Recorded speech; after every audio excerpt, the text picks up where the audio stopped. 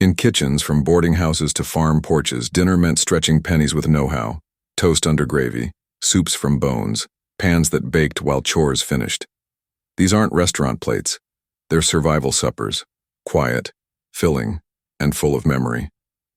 Tonight, 25 cheap meals our grandparents used to make it through, together, still remembered. 1 milk toast. Warm milk met toasted bread in a bowl that felt like a hand on the shoulder. Slices were torn or stacked, then softened with milk warmed just enough to carry a little butter and a pinch of salt. It wasn't a recipe so much as a rhythm. Heat the milk, pour, wait, breathe. Bread ends and yesterday's loaf suddenly mattered again, turning scraps into a quiet supper that didn't ask for teeth or fuss. Grandparents remembered it as calm on a plate, the kind of meal that soothed a long day without costing more than a few coins. 2. Chipped beef on toast. SOS. Soldiers brought the nickname home, but the plate already made sense in lean kitchens. A spoonful of fat met flour, then milk and a packet of dried beef cut into ribbons, the gravy thick enough to cling to toast or potatoes.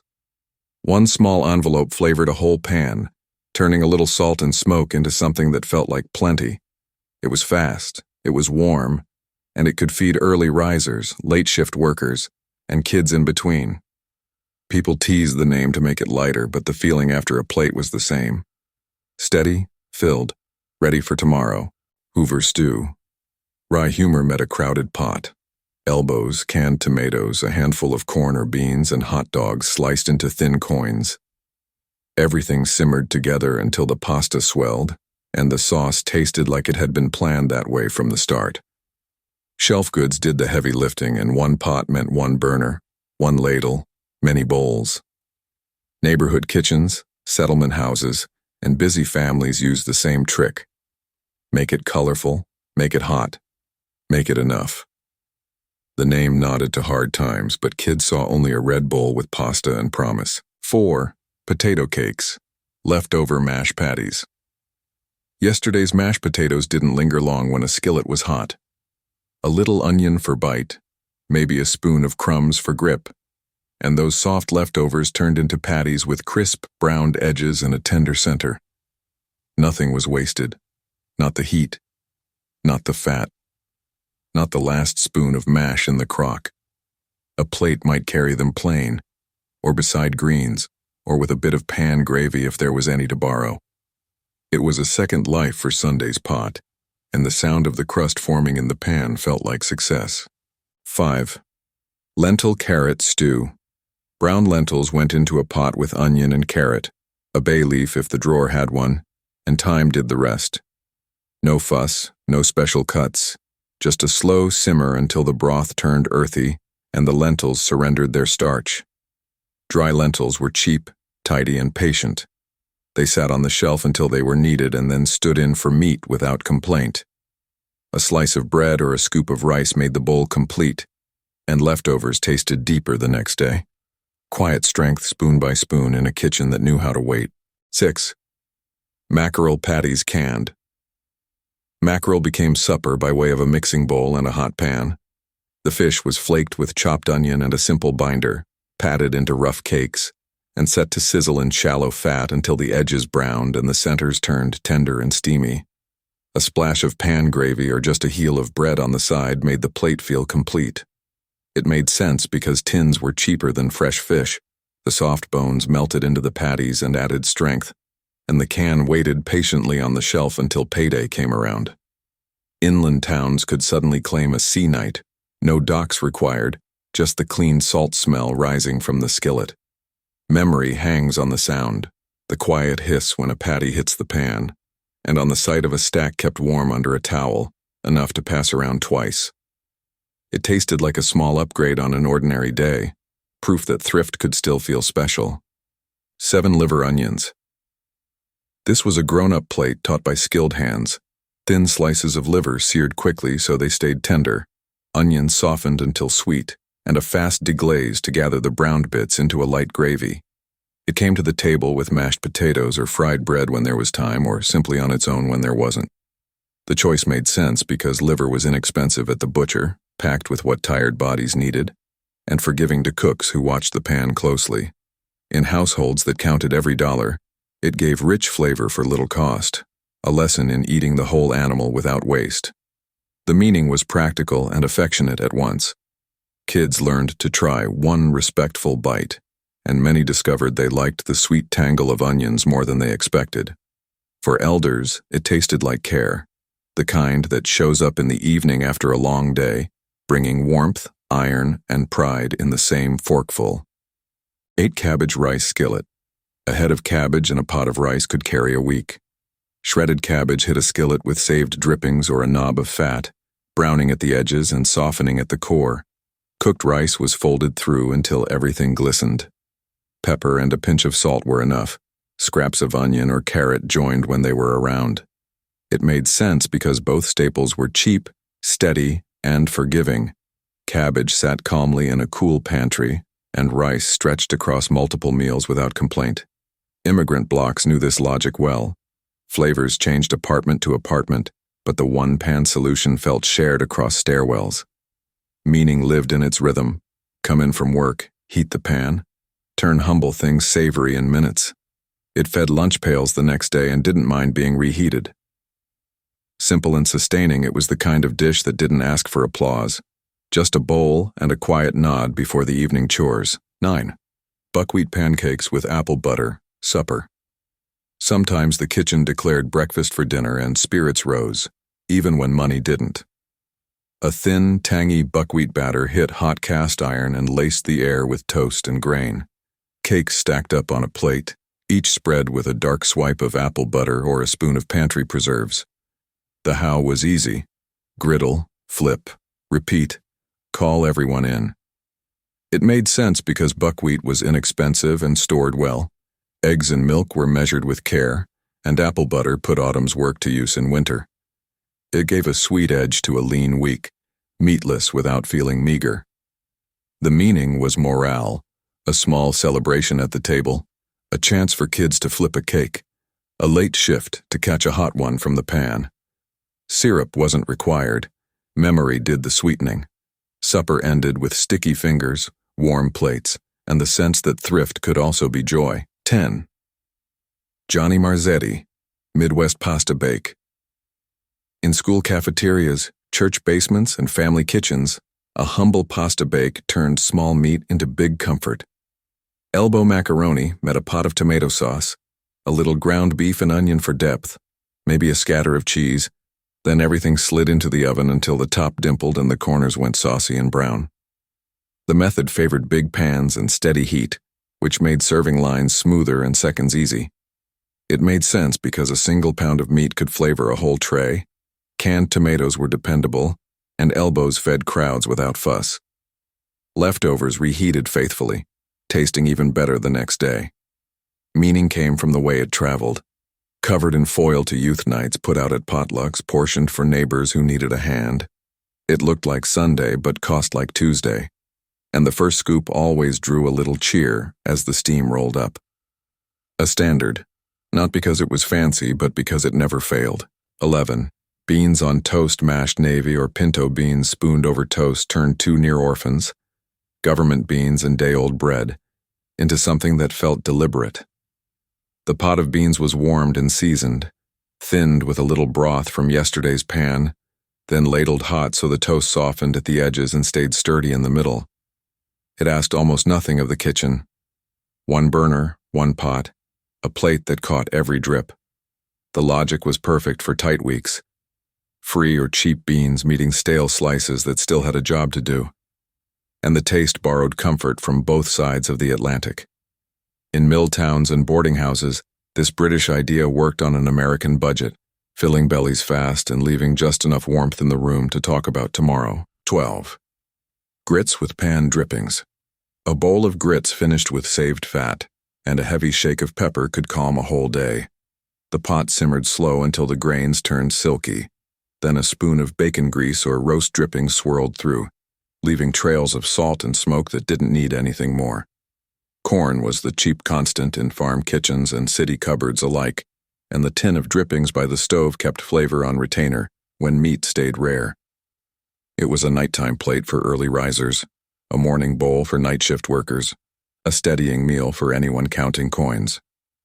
Simple as steam and spoon, it reminded people that thrift didn't have to taste thin. 13.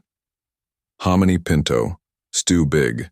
Nixtamalized kernels of hominy shared a pot with pintos and onion, sometimes catching a small scrap of pork if the week allowed. Everything simmered until the broth turned creamy and the corn popped with gentle chew, the beans lending body and the onion turning sweet. Corn and beans were the cellar pair that didn't blink at weather or wages, and hominy, prepped the old way, brought deep flavor without fancy work. Borderlands kitchens knew this bowl by many names, each version tracing lines from indigenous practice to Mexican foodways to depression habits in dusty towns. A ladle over cornbread or beside a sliced tomato made a meal that lingered, and the meaning was plain, two staples walking each other home. 14. Corn fritters with syrup. On thin nights, a skillet and a spoon could still make something that felt like a treat. A quick corn batter, fresh, canned, or scraped from the cob, dropped in hot fat and puffed into ragged-edged cakes, crisp outside and tender within, finished with a ribbon of sorghum or syrup. It was the pantry's way of saying yes. A little cornmeal, a little sweetness, and heat you were using anyway. Kids hovered with plates. Grown-ups stole the first one from the paper towel, and the sound of frying did half the cheering. Cheap, quick, and lightly sweet, fritters turned a budget into a moment, a pause that tasted better than the day. 15. Oatmeal supper with fried apples. Thick oats in a deep bowl took the edge off cold weather and thin wallets, especially when skillet apples slid over the top. The pot murmured while slices of apple met a dab of saved fat, softening and caramelizing just enough to perfume the room like a memory. Oats were steady and inexpensive, and apples sat patiently in cellars or jars, ready to turn starch into comfort without asking for much else. This was the kind of supper that made the house feel smaller in the best way, closer, warmer, slower. A spoon scraped the sides, steam fogged the window, and another day ended on kindness rather than cost. 16.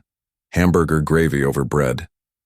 Just a handful of ground beef could perfume an entire kitchen when stretched into gravy. The meat browned slowly until crisp bits clung to the pan, then a spoon of flour joined in, followed by milk or broth, turning scraps into sauce. Toast waited on the counter or plate, ready to soak up every drop. A ladle over top made supper look generous, even when it wasn't. Families learned to make this payday scent last through midweek, reheating leftovers until the last streak of gravy disappeared. It made sense because a few ounces of meat went further in sauce, and stale bread found a second calling. The meaning lingered beyond the meal, a lesson in turning almost nothing into comfort that tasted like plenty. 17. Creamy cabbage potato soup. Winter gardens and cellars made this soup nearly inevitable. Cabbage shredded thin, potatoes diced small, and both simmered until tender before milk joined in for a soft, cloudy broth. The pot needed no attention, just a slow heat and patience. Cabbage and potatoes were the cheapest pair around, and milk, fresh, powdered, or canned, turned them into something smooth and kind. A little mash at the end thickened it, and a pinch of pepper made it feel more finished than it was. The bowl warmed hands as much as stomachs, and families called it real food, not filler. It meant survival in flavor, a quiet meal that looked modest, but filled everyone with calm. 18. Dried apple. Onion fry with bread. Old orchard apples, sliced and dried when times were good, came back to life in a skillet beside onions. They soaked first, then browned in a bit of fat until both fruit and onion glazed each other in sweet, salty harmony. A spoon of this piled on bread, hot or cold, counted as dinner when the pantry was sparse. The why was simple. Apples kept for months, onions lasted even longer, and together they offered depth without a dime of meat. It smelled of harvest even in lean months, reminding cooks that yesterday's work could feed today's hunger. The meaning ran deep, a marriage of sweet and savory that turned survival into something worth savoring. 19. Farmhouse egg drop soup over bread. Hot broth met beaten egg in a swirl of ribbons that floated and set in seconds. When poured over torn slices of day-old bread, it became both soup and meal, steam curling up from the bowl. The process was almost instant. Beat, stream, ladle, and the ingredients came from close at hand. Hens in the yard, broth from scraps, bread from the bin. It made sense for midday breaks or quick suppers between chores, when there was no time for stew but still a need for warmth. It was humble, light, and nourishing in its simplicity. The meaning, renewal from the everyday, proof that a single egg could make broth into comfort. 20. Potted meat sandwiches. A tin of deviled ham or liver spread was the secret weapon of tired kitchens. Open, spread, stack, supper was done. The smooth, salty paste spread thinly on soft bread, sometimes with onion or pickle if available, turned the cheapest of staples into something with flavor and heft. No cooking, no cleanup, just a full plate that cost less than a few coins. Shelf-stable tins meant a ready meal after long shifts or travel days, their labels promising energy and delivering convenience. For many, it was the line between going hungry and not. Meaning came not from the tin, but the ritual. The quiet relief of eating something that didn't need planning, only presence. 21. Spam, potato skillet. This one-pan wonder fed more families than advertisements ever admitted. Cubed spam met diced potatoes and onions in a skillet, sizzling together until the potatoes turned golden and the spam crisped at the edges. It needed no spices, no garnish, just heat and hunger. Born of wartime ingenuity, spam lingered long after ration books disappeared because it kept forever and filled plates fast. It made sense for parents coming home late, for mornings when there was work in the fields, or for nights when all that mattered was a warm forkful. Salty, fast, and filling, it bridged necessity and nostalgia. The scent still means ready in kitchens that remember. 22. Chicken backs. Dumpling pot. A pot of backs, necks, or wings once held all the flavor a family needed. Bones simmered into broth. Dumplings, just flour, salt, and water, dropped in like clouds and steamed to tenderness. What started as scraps turned into comfort, rich from patience instead of price. Cheap poultry parts made it possible to taste chicken dinner without paying for whole birds, and the dumplings stretched it farther than any roast. Meaning gathered with the steam. The sound of bubbling broth, the lid lifting for a peek, and the simple joy of calling everyone into bowls that cost almost nothing but fed completely. 23. Rice raisins with milk. A gentle meal for tired hands and quiet evenings, this sweet rice filled bowls and hearts in equal measure. White rice simmered soft, milk and a handful of raisins stirred through until the grain swelled and the fruit plumped. Sometimes a pinch of sugar or cinnamon joined, sometimes not. It worked because every pantry had a jar of rice, milk stretched easily, and raisins could last through seasons. It was supper disguised as dessert, soft, familiar, forgiving. The meaning sat in its calmness, a bowl that didn't demand chewing or talk, only a spoon and a few slow breaths before the lamp went out. 24. Root vegetable hash with drippings. When the seller gave carrots, turnips, onions, and potatoes, the skillet did the rest. Everything diced small went into saved fat, fried slow until golden and crisp on one side, tender on the other. A firm press with the spatula built the coveted crust, proof of patience and practice. Meat wasn't needed. The drippings carried all the flavor memory required. It made sense because root vegetables lasted, stretched, and tolerated repetition. The smell, sweet, earthy, faintly smoky, was worth more than the sum of its parts.